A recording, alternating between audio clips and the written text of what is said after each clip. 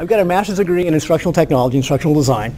My BA degree is essentially computer animation, but it was interdisciplinary arts at San Francisco State. My dean, this is my famous thing about my school, my dean is August Coppola. That's Nicolas Cage's dad. That's Francis Ford Coppola's brother. That was my dean of the creative arts department.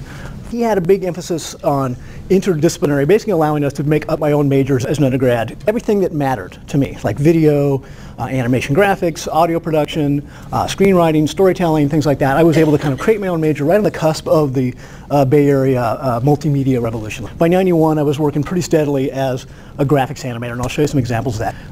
This is let's say the last remnant of my old production company, WeebeeTV, which is an artist collective. Let's go ahead and see if you can get Dilbert to run here. Now I'm going to just focus on the elements of my company's portfolio, my work, that relate to the lecture at hand.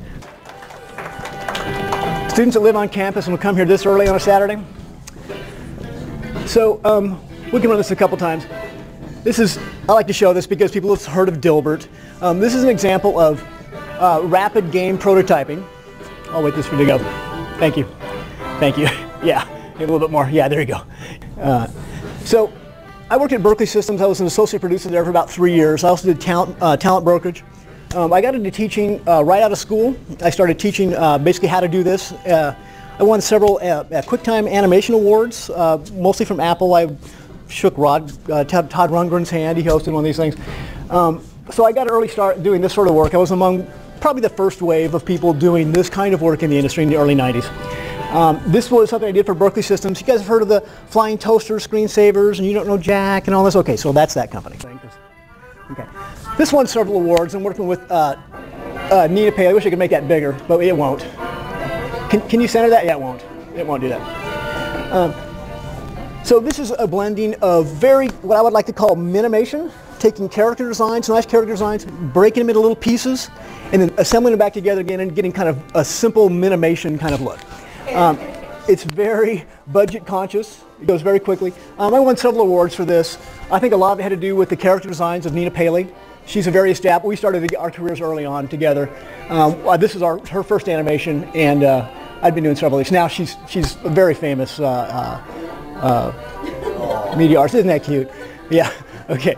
When I was in college, and to this day, I would consider myself a media activist, mostly environmental issues. Now what you're seeing here is just highlights. It's about a 3-minute, excruciatingly boring lecture on, it really is. That's why I break it down to this. Basically getting people to think about ways to do mixed use farming in South America rather than wiping out the ecosystem. This became a little button at the beginning of the Rainforest Action Network's propaganda tapes, basically. It was like 2,500 tapes that went out, and that kind of made me quasi-famous. I was the iguana guy for about a couple of years. People would, oh, you're the iguana guy? Oh, come here. It got me a lot of jobs, actually. I didn't make any money on this. These are animated, you guys I'm still doing the thing about where do I come from, what are my credentials, all this. These are animated editorial cartoons that I called editunials. They kind of had a big deal for a little while there. They're really expensive to produce comparatively. This is me working with syndicated cartoonists. Wiley Miller, he does Non Sequitur. You probably see him in the Sunday Funnies a lot.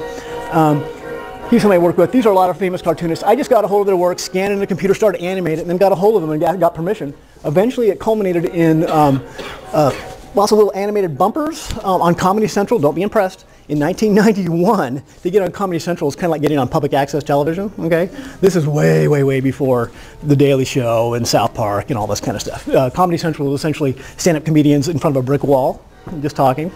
So it wasn't too hard to get on this, but these were little animated bumpers that came before and after commercial breaks on a pre-election series kind of political talk show, comedic talk show. So that kind of that's my only real television credit. Kind of came and went. But this is all done very cheaply on a Mac 2 CI with like 30 megahertz processor speed, 8 meg RAM, 80 meg hard drive, so you should be impressed.